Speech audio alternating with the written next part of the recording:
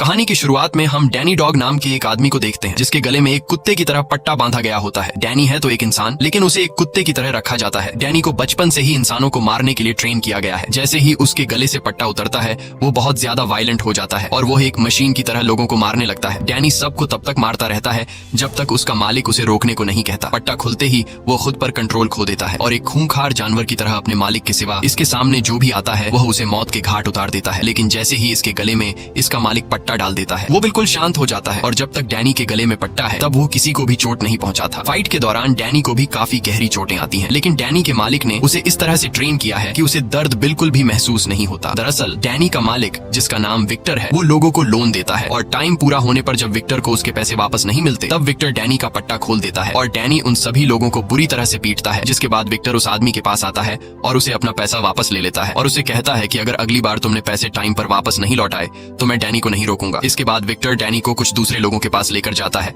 जिनसे विक्टर को पैसे लेने थे और जब वो लोग विक्टर का पैसा देने से इनकार करते हैं तो विक्टर डैनी के गले से पट्टा खोल देता है और यहाँ भी डैनी पूरी तरह से पागल होकर उन लोगों को पीटता है और विक्टर को उसका पैसा वापस दिला देता है। लेकिन डैनी विक्टर का इतना मुश्किल काम आसान करने के बावजूद भी विक्टर डैनी को बिल्कुल भी रिस्पेक्ट नहीं देता। वो डैनी को एक कुत्ते की तरह रखता है और हमेशा डैनी को एक कुत्ता समझकर डांटता रहता है। यहाँ तक कि डैनी को सोने के लिए रूम नहीं बल्कि उसे एक कुत्ते की तरह पिंजरे में बंद कर दिया जाता है। एक दिन फाइट करने के बाद जब डैनी वापस लौटा तो विक्टर का एक आदमी देखता है कि डैनी के सर से बहुत खून बह रहा था। तब वह आदमी अपने बॉस से कहता है डैनी को चोट लगी है, लेकिन विक्टर डैनी के जख्मों पर मरहम लगाने के बजाय कहता है कि इसे पट्टी दो और ये खुद ही अपने सर पर पट्टी लगा लेगा। लेकिन डैनी का दिमाग बिल्कुल बच्चों की तरह है और इस बेचारे को पता ही नहीं कि पट्टी को किस तरह से लगाया जाता है, क्योंकि उसने बाहर की दुनिया देखी ही नहीं और इसकी बचपन से लेकर अब तक की जिंदगी इसी पिंजरे में गुजर चुकी है। यहाँ वो पूरी तरह से अकेला रहता है, इसके साथ बात करने को कोई भी नहीं होता। रात को डैनी को अपने पिंजरे में एक किताब मिलती है जिसमें ABCD लिखी हुई होती है। वो एक एक पेज पलटकर उसमें बनी ड्राइंग देखने लगता है और तभी उसे एक पेज पर पियानो का ड्राइंग दिखता है। पियानो को देखकर वो उस ड्राइंग पर हाथ फेरने लगता है जैसे उसका पियानो से कोई पुराना रिश्ता हो। तभी विक्टर एक लड़की को लेकर आता है और विक्टर उस लड़की के साथ इंटीमेट होने ही वाला होता है कि तभी वह लड़की नीचे पिंजरे में डैनी को देख लेती है। डैनी को देखकर वह लड़की चिल्लाते हुए वहां से चली जाती है। इस तरह से विक्टर के पैसे और रात दोनों बर्बाद हो जाते हैं और वह गुस्से में डैनी को गालियां देने लगता है। लेकिन अब डैनी पर विक्टर की बातों का ज्यादा असर नहीं होता क्योंकि उसे अच्छा बुरा कुछ महसूस नहीं होता था। अगले दिन विक्टर डैनी को फिर से काम पर लेकर जाता है। इस बार उसे एक बॉक्सिंग ओनर से पैसा वसूलना था। बॉक्सिंग क्लब के ओनर विक्टर के सामने एक बहुत ही बड़े पहलवान को लाता है। ओनर को लगा कि इस पहलवान को देखकर विक्टर डर के यहाँ से भाग जाएगा, लेकिन जब डैनी ने बॉक्सिंग क्लब के ओनर के कुछ लोगों को उठाकर पटक दिया तब वह पहलवान भी पीछे हट गया और उसने डैनी के साथ लड़ने से इनकार कर दिया। वह पहलवान बॉक्सिंग क्लब के ओनर से कहता है कि बॉस इसे पैसा दे दो वरना डैनी हम सभी को बहुत मारेगा। इसके बाद विक्टर डैनी को लेकर एक बहुत ही बड़े आदमी के पास पहुंचता है और उससे भी विक्टर को पैसे लेने थे। यह आदमी एक बहुत ही बड़ा हीरो का स्मगलर था, इसलिए विक्टर भी बहुत ही शराफत से उस आदमी से पैसे मांगता है। वो आदमी बहुत ही चालाक था और उसे पता था कि अगर डैनी का पट्टा खुल गया तो वो हमें जिंदा नहीं छोड़ेगा, इसलिए वो आदमी डैनी का पट्टा खोलने से पहले ही विक्टर को पकड़ लेता है और बुरी तरह से विक्टर को पीटने लगता है। ये सब कुछ डैनी की आंखों के सामने हो रहा होता है, लेकिन डैनी कुछ भी नहीं करता क्योंकि उसके गले से पट्टा नहीं उतरा था। यहाँ वो आदमी अपने लोगों से कहता है कि पहले विक्टर को मार डालो और उसके बाद डैनी को। यह कहकर वो आदमी वहाँ से चला जाता है और एक दूसरी पार्टी के साथ बिजनेस डील करने लगता है। वहीं विक्टर जैसे तैसे करके उन लोगों से खुद को छुड़ा लेता है और फौरन जाकर डैनी के गले से पट्टा खोलकर डैनी से कहता है कि इन सबको खत्म करो। पट्टा खुलते ही डैनी उन लोगों पर टूट पड़ता है और उन गुंडों को बुरी तरह मारता है। यहाँ और गुंडे भी आ जाते हैं पर डैनी उनको भी मार गिराता है। इसके बाद विक्टर डैनी को लेकर उस जगह पर जाता है जहाँ पर वो आदमी बिजनेस डील कर रहा था। वहाँ जाकर डैनी उस आदमी को पकड़ता है और उसे उठाकर फेंकता है। अब जाकर उस आदमी की सारी हेकड़ी निकल जाती है और वो आदमी विक्टर से कहता है कि तुम मुझसे जो चाहिए वह ले जाओ, बस मेरी जान डैनी से छुड़ा दो। विक्टर को पता था कि यह आदमी डायमंड और सोने का स्मगलर है, इसलिए वह सीधा जाकर उस आदमी के बैग में से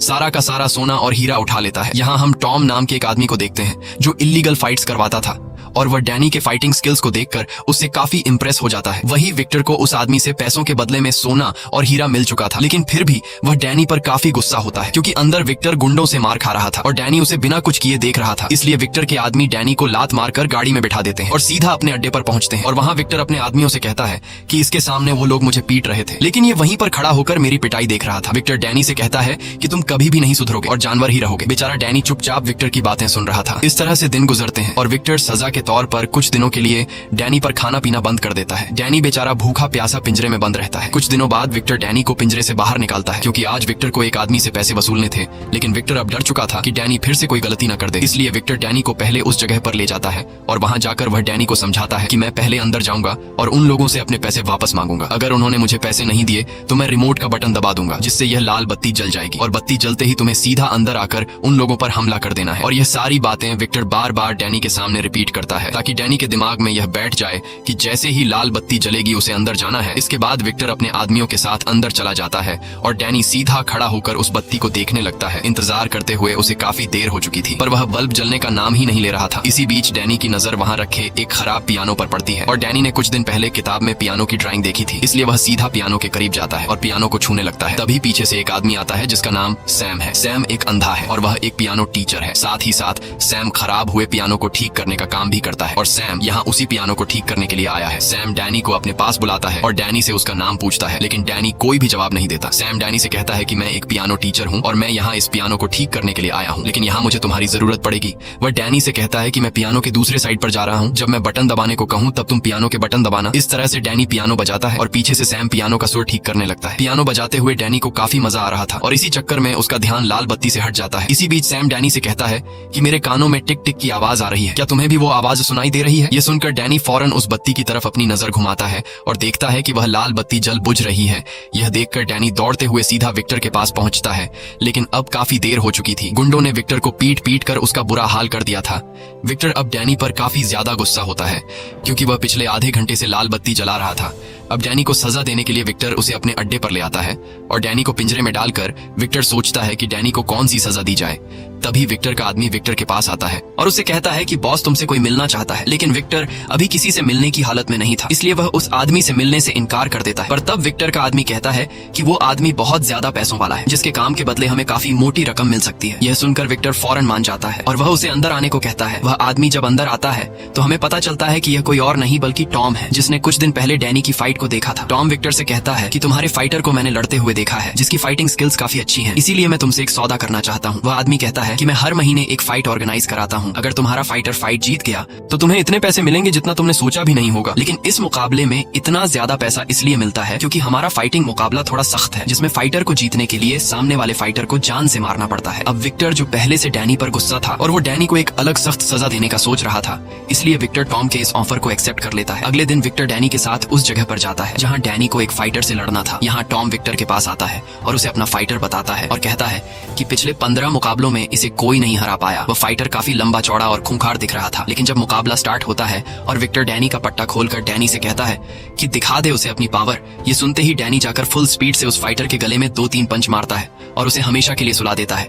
ये देखकर सभी लोगों के गले में सांसें अटक जाती हैं और टॉम नाम का वह आदमी जो यहाँ का ऑर्गेनाइजर था उसे कुछ समझ ही नहीं आता कि फाइट शुरू होने से पहले ही खत्म हो गई। अब वादे के मुताबिक विक्टर को उसके पैसे मिल जाते हैं, जिन्हें पाकर उसकी खुशी का ठिकाना नहीं रहता क्योंकि यह उसके पूरे साल भर की कमाई थी और उसे अब काम करने की जरूरत नहीं थी। वह कहता है कि अब मैं हमेशा यही फाइट डैनी से करवाऊंगा और ढेर सारा पैसा कमाऊंगा। आज वह बहुत ज्यादा खुश होता है, इसलिए वह डैनी से कहता है कि बता डैनी तुझे क्या चाहिए। डैनी थोड़ी देर चुप रहता है पर फिर वह बोलता है कि मुझे एक पियानो चाहिए। यह सुनकर विक्टर उसका मजाक उड़ाते हुए कहता है कि पियानो का क्या करेगा, चल आज मैं तुझे एक अच्छे से रेस्टोरेंट में खाना खिलाता हूँ और एक लड़की से तुझे मिलवाता हूँ क्योंकि तू कभी भी किसी लड़की के साथ नहीं गया। लेकिन डैनी कहता है नहीं, मुझे सिर्फ पियानो ही चाहिए। अब उनकी बातें चल ही रही होती हैं कि तभी एक ट्रक आकर उनकी गाड़ी से जोर से टकराता है जिससे उनकी कार पलट जाती है। इसके बाद कुछ लोग हथियार लेकर कार से बाहर निकलते हैं और उन पर गोलियों की बारिश कर देते हैं। ये सभी लोग उस गोल्ड स्मगलर के लोग होते हैं जिसे कुछ दिन पहले डैनी ने पीटा था। इस हमले में सभी मारे जाते हैं सिवाय डैनी के, जो उन लोगों से बचकर भाग जाता है और सीधा पहुंचता है उस जगह पर जहां पहले उसकी मुलाकात सैम से हुई थी। सैम वहीं बैठा पियानो ठीक कर रहा था और वह आहट सुनकर समझ जाता है कि यह डैनी है। डैनी बुरी तरह से घायल था और ज्यादा खून बहने की वजह से वह वहीं पर बेहोश हो जाता है। जब डैनी को होश आता है तो वह खुद को एक रूम के अंदर बेड पर पाता है। यह देखकर डैनी बहुत ज्यादा घबरा जाता है क्योंकि उसे बेड पर सोने की आदत नहीं थी और विक्टर ने उसे हमेशा पिंजरे में बंद जमीन पर सुलाया था, इसलिए वह डर कर बेड के नीचे छिप जाता है। कुछ देर बाद वहाँ सैम आता है। उसे तुरंत ही पता चल जाता है कि डैनी डरा हुआ है, इसलिए वह चुपचाप उसका खाना उसके बेड के नीचे रखकर वहाँ से चला जाता है। इसी तरह कुछ दिन बीत जाते हैं पर डैनी अपने कमरे से बाहर नहीं आता। एक दिन जब वह कमरे से बाहर आता है तो वह सैम को पियानो बजाते हुए देखता है, पर जैसे ही सैम की सौतेली बेटी विक्टोरिया अंदर आती है उसे देखकर डैनी डरते हुए फिर से अपने कमरे में भाग जाता है। इसके बाद विक्टोरिया सैम के पास जाती है और उससे पूछती है कि डैनी को क्या पसंद है। तब सैम उसे बताता है कि डैनी को म्यूजिक पसंद है। यह सुनकर विक्टोरिया जल्दी से एक पियानो उठाकर सीधा डैनी के रूम में जाती है। तब डैनी बेड के नीचे छिपा होता है। विक्टोरिया उसे वो पियानो देकर चली जाती है। कुछ देर बाद जब सैम और विक्टोरिया डिनर कर रहे होते हैं तब डैनी खुद पियानो लेकर बाहर आता है। सैम डैनी से कहता है कि आओ हमारे साथ बैठो और सैम डैनी को खाना देता है, लेकिन सैम खाने को बहुत ही अजीब तरीके से खाने लगता है, जैसे कोई इंसान नहीं बल्कि कुत्ता खा रहा हो। यह देखकर विक्टोरिया समझ जाती है कि डैनी को खाने का तरीका नहीं आता, इसलिए डैनी उसे चम्मच से खाना सिखाती है। फिर भी डैनी बच्चों की तरह हरकतें करता है और वह सारा का सारा सूप एक ही सांस में पी जाता है। यह देखकर विक्टोरिया और सैम डैनी पर हंसते हैं। डैनी को कुछ समझ नहीं आ रहा होता कि यह दोनों क्यों हंस रहे हैं, इसीलिए डैनी भी उनके साथ जोर जोर से हंसने लगता है। खाना खाने के बाद जब डैनी अपने रूम में सोने के लिए जाता है तब वहाँ उसके पास सैम आता है और सैम उसके गले से पट्टा निकालने की कोशिश करता है, लेकिन जैसे ही सैम उसके गले की तरफ हाथ बढ़ाता है तब डैनी तुरंत सैम का हाथ रोक लेता है, क्योंकि उसे पता था कि पट्टा निकलते ही वह बेकाबू हो सकता है और कहीं गलती से वह सैम को नुकसान न पहुंचा दे। तब सैम भी उसे ज्यादा फोर्स नहीं करता और कहता है कि जब तुम्हारा मन हो तब तुम अपने गले से पट्टा उतार लेना। अगले दिन सैम डैनी को मार्केट लेकर जाता है ताकि डैनी सीख सके कि लोगों के साथ कैसे घुल मिलकर रहा जाता है। सैम उसे मार्केट में सामान खरीदना सिखाता है। सामान खरीदने के बाद जब यह दोनों घर पहुंचते हैं तब सैम डैनी को खाना पकाना सिखाता है। शाम को सैम डैनी से कहता है कि विक्टोरिया की अब कॉलेज से छुट्टी हो गई होगी, इसलिए तुम जाओ और विक्टोरिया को घर लेकर आओ। इसके बाद डैनी सीधे विक्टोरिया के पास जाता है। रास्ते में विक्टोरिया डैनी को आइसक्रीम खिलाती है और विक्टोरिया उसे सिनेमा में मूवीज देखने ले जाती है और साथ ही साथ विक्टोरिया उसे पियानो बजाना सिखाती है। सैम अपनी जिंदगी से काफी खुश था और अब वह लोगों के साथ घुल मिल रहा था। घर आकर रात को डैनी अलमारी में विक्टोरिया और उसके पेरेंट्स की फोटो देखता है। ये देखकर उसे पता चलता है कि विक्टोरिया सैम की सौतेली बेटी है। पूछने पर सैम उसे बताता है कि विक्टोरिया के पिता की एक कार एक्सीडेंट में मौत हो गई थी और विक्टोरिया का पिता मेरा अच्छा दोस्त था, इसीलिए उसके जाने के बाद विक्टोरिया की माँ और मैंने शादी कर ली। सब कुछ अच्छा चल रहा था, पर 1 साल बाद हमारा भी एक्सीडेंट हो गया जिसमें विक्टोरिया की माँ की मौत हो गई और मेरी आंखों की रोशनी चली गई। ये सुनकर डैनी को सैम और विक्टोरिया के लिए काफी बुरा लगता है। इस तरह से दिन गुजरते हैं और डैनी अब खुद को उनके फैमिली का मेंबर समझने लगता है। डैनी अब नॉर्मल होने लगता है, लेकिन अब तक ये दोनों डैनी के गले से उस पट्टे को उतार नहीं पाए थे। एक दिन विक्टोरिया डैनी के पास आती है और उससे बात करते हुए उसके गले में बंधे पट्टे को निकालने की कोशिश करती है, पर जैसे ही उसने उसे छुआ डैनी को डरावने ख्याल आने लगते हैं, क्योंकि पट्टा उतारते ही वह सबको मारने के लिए ट्रेन किया गया था। वह बहुत डरा हुआ था कि कहीं वह विक्टोरिया को चोट न पहुंचा दे। विक्टोरिया उसे कहती है कि तुम अब पूरी तरह से पुरानी यादें भूल चुके हो और बस यह आखिरी चीज है जिसे हटाकर तुम पूरी तरह से आजाद हो जाओगे। ये सुनकर डैनी विक्टोरिया से कुछ नहीं कहता और विक्टोरिया उसके गले से पट्टा उतार लेती है। पट्टा निकालने के बाद डैनी को कुछ नहीं होता। अब डैनी खुद पर काबू पाना सीख गया होता है और डैनी अब पूरी तरह से विक्टर की गुलामी से आजाद हो चुका होता है। अगले दिन सैम डैनी को फिर से अपने साथ मार्केट लेकर जाता है, जहाँ यह दोनों शॉपिंग करने लगते हैं। पर तभी मार्केट में कुछ गुंडे घुसते हैं और वह गुंडे मार्केट में तोड़फोड़ मचा देते हैं, जिसे देखकर मार्केट में मौजूद सभी लोग डर कर भागने लगते हैं। लेकिन डैनी वहीं पर रुका रहता है और जब वह गुंडे डैनी को मारने आते हैं तब डैनी एक एक करके उन सभी को धूल चटा देता है। वहाँ पर मौजूद सभी डैनी की फाइटिंग स्किल्स देखकर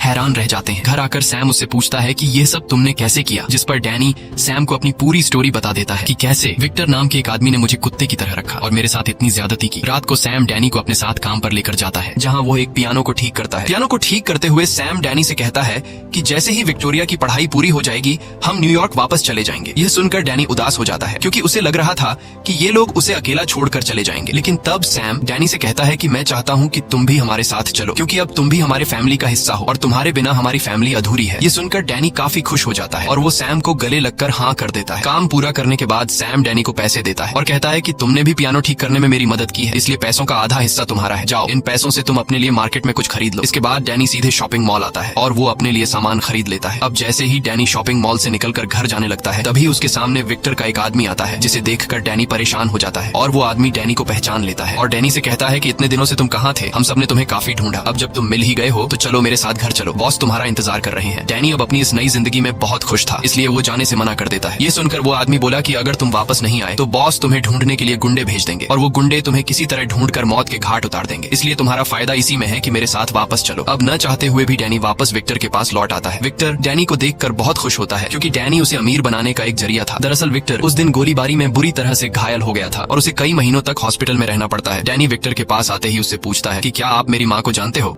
जिस पर विक्टर ना में जवाब देता है और कहता है कि तू मुझे एक सड़क के किनारे पर अधमरी हालत में मिला था, मैंने तुझे पाला पोसा और तेरा ख्याल रखा, आज मेरी वजह से तू जिंदा है, नहीं तो तुम उस दिन सड़क के किनारे भूख और प्यास की वजह से मर जाते। विक्टर अपने फायदे के लिए आज डैनी से बड़े ही प्यार से बात करने लगता है, क्योंकि पिछले कुछ महीनों में उसका जो नुकसान हुआ उसकी भरपाई सिर्फ डैनी ही कर सकता था। अगले दिन विक्टर फिर से डैनी के गले में पट्टा लगाकर उसे फाइट के लिए लेकर जाता है, जहाँ उनकी मुलाकात टॉम से होती है। टॉम कहता है कि आज हम फाइट का मजा और भी डबल करने वाले हैं, क्योंकि आज फाइट के दौरान खतरनाक हथियार इस्तेमाल होंगे। टॉम उन्हें एक फाइटर दिखाते हुए कहता है कि आज डैनी को इसके साथ फाइट करना है, जिसने अभी ही कुछ देर पहले एक फाइटर की जान ली है। लेकिन विक्टर को कोई फर्क नहीं पड़ता कि सामने वाला जो भी हो, क्योंकि उसे पता था कि डैनी उसे बड़े आराम से मार देगा। अब यहाँ विक्टर डैनी के गले से पट्टा खोलकर डैनी से कहता है कि पोड़ दे साले को, पर डैनी आज फाइट करने के मूड में बिल्कुल भी नहीं था। वो बोला कि मैं किसी को चोट नहीं पहुंचाना चाहता। यह सुनकर विक्टर को गुस्सा आ जाता है और वो डैनी को धक्का देकर नीचे फाइट रिंग में धकेल देता है। अंदर गिरते ही वो डेडली फाइटर डैनी को मारने के लिए उस पर टूट पड़ता है, पर डैनी उससे लड़ने की बजाय सिर्फ बचने की कोशिश करता है। फाइटर डैनी पर जानलेवा हमले करता है, लेकिन डैनी सिर्फ उसके वार रोकता है। पर वो फाइटर रुकने का नाम ही नहीं ले रहा था। ऐसा लग रहा था कि आज वो डैनी को मार कर ही रहेगा।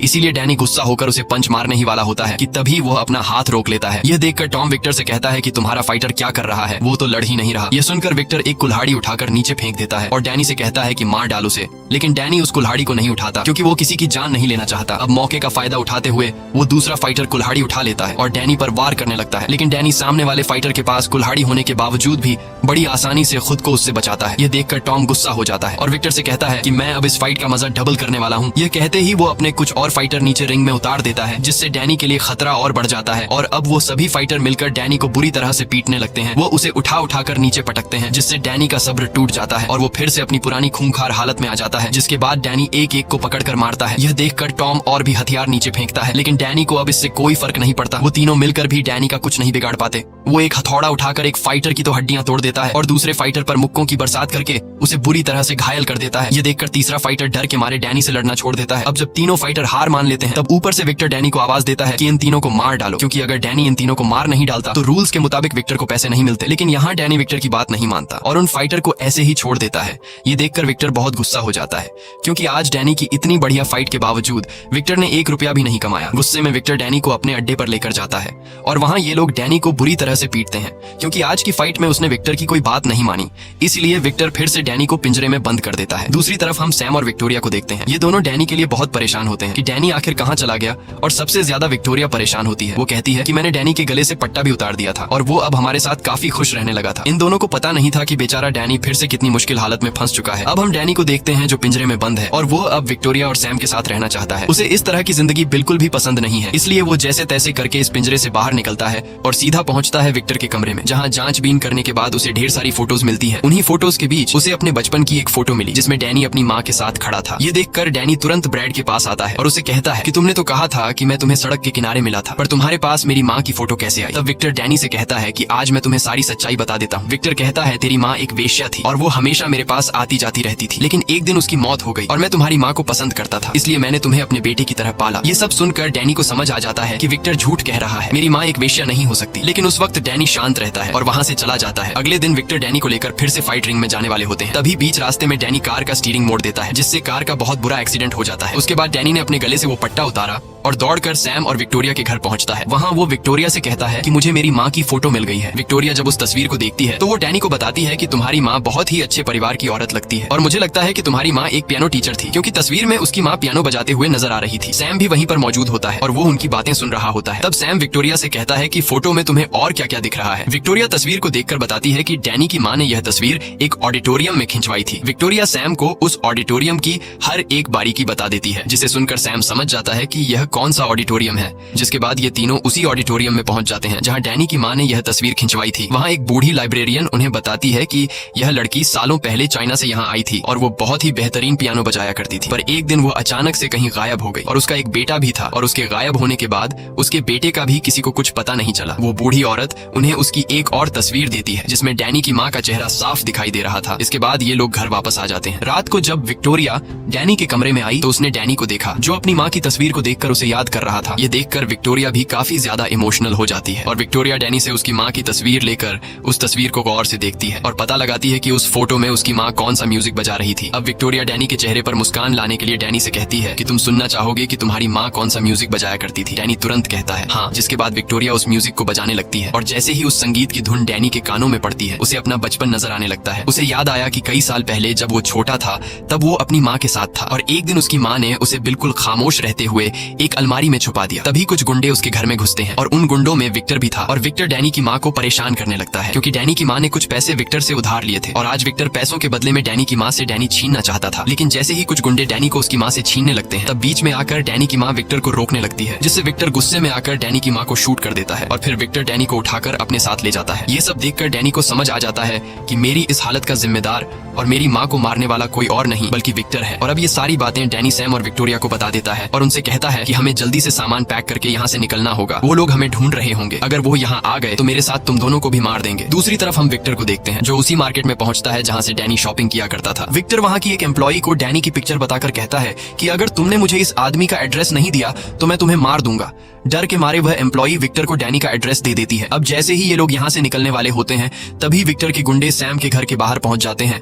अब डैनी जल्दी से विक्टोरिया और सैम को एक कबर्ड में बंद कर देता है और खुद भागता हुआ उस घर से निकलकर दूसरे घर में चला जाता है ताकि विक्टर को पता न लगे कि डैनी कौन से घर में रहा करता था। बाहर जाकर डैनी उन गुंडों से लड़ने लगता है पर वो गुंडे रुकने का नाम ही नहीं ले रहे थे, मानो विक्टर ने पूरा शहर डैनी के पीछे लगा दिया हो। लेकिन डैनी भी हार नहीं मानता और वह एक एक करके विक्टर के सभी लोगों को मार डालता है। जब विक्टर देखता है कि डैनी ने उसके सभी गुंडों को मार डाला तब विक्टर अपने सबसे खतरनाक फाइटर को डैनी को मारने के लिए भेजता है और इन दोनों के बीच फाइट शुरू हो जाती है। यहाँ दोनों की जबरदस्त फाइट होती है और उस फाइटर के फाइटिंग स्किल से पता चल रहा था कि जैसे वह डैनी की कमजोरियां जानता हो, इसलिए आज डैनी को उसके टक्कर का फाइटर मिला था। वह फाइटर डैनी को मार मार कर उसकी हालत खराब कर देता है। हालांकि डैनी ने भी हार नहीं मानी और वह अपनी आखिरी सांस तक लड़ता रहा। काफी देर तक फाइट होने के बाद आखिरकार डैनी उस फाइटर को भी मार डालता है। अपने सभी फाइटर को मरता हुआ देखकर विक्टर बहुत गुस्सा हो जाता है और अब वह खुद डैनी से लड़ने के लिए आता है और डैनी को देखते ही विक्टर उस पर गोलियां चलाने लगता है। लेकिन डैनी जैसे तैसे खुद को बचाकर वहां से भाग जाता है। लेकिन विक्टर भी उसका पीछा नहीं छोड़ता और वह सीधे उस घर में घुसता है जहां डैनी विक्टोरिया और सैम के साथ रहता था। विक्टर को वहां जमीन पर डैनी का पट्टा मिल जाता है जिसे देखकर विक्टर को पता चल जाता है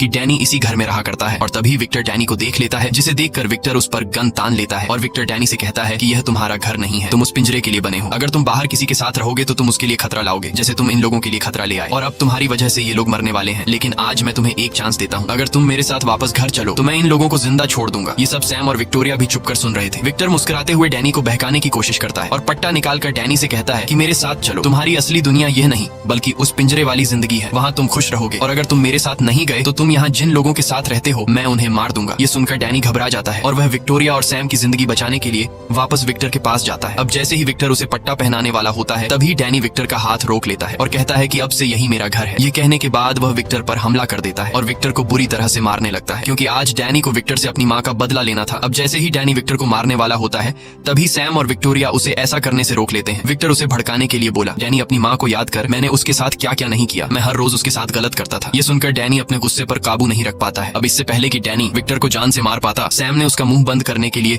उसके सिर पर फ्लावर पॉट दे मारा जिससे वह बेहोश हो गया। अब डैनी को भड़काने वाला कोई नहीं था इसलिए वह शांत हो जाता है। कुछ देर बाद वहाँ पुलिस आ जाती है और पुलिस विक्टर को पकड़कर उम्र भर के लिए जेल में डाल देती है। इस तरह से दिन गुजरते हैं और डैनी को अब एक नई फैमिली मिल चुकी थी। डैनी अब काफी खुश रहने लगता है क्योंकि अब वो उस नरक जैसी जिंदगी से पूरी तरह से आजाद हो चुका था। मूवी के एंड में हम देखते हैं कि आज विक्टोरिया की म्यूजिक की परफॉर्मेंस देखने के लिए हजारों लोग आए हैं। लेकिन म्यूजिक स्टार्ट होने से पहले विक्टोरिया कहती है कि आज का मेरा ये म्यूजिक मैं अपने एक खास आदमी को डेडिकेट कर रही हूँ। तब डैनी सैम से कहता है कि वो तुम्हारे बारे में बात कर रही है, लेकिन सैम कहता है नहीं, वो तुम्हारे बारे में बात कर रही है क्योंकि तुम उसके लिए सबसे खास हो। इसके बाद हम देखते हैं कि विक्टोरिया उसी म्यूजिक को बजाती है जिसे डैनी की माँ ने लिखा था। ये देखकर डैनी काफी खुश होता है। इसी के साथ ये कहानी खत्म हो जाती है। अगर आपको ये वीडियो अच्छी लगी हो तो हमारे चैनल को सब्सक्राइब और वीडियो को लाइक जरूर कीजिएगा।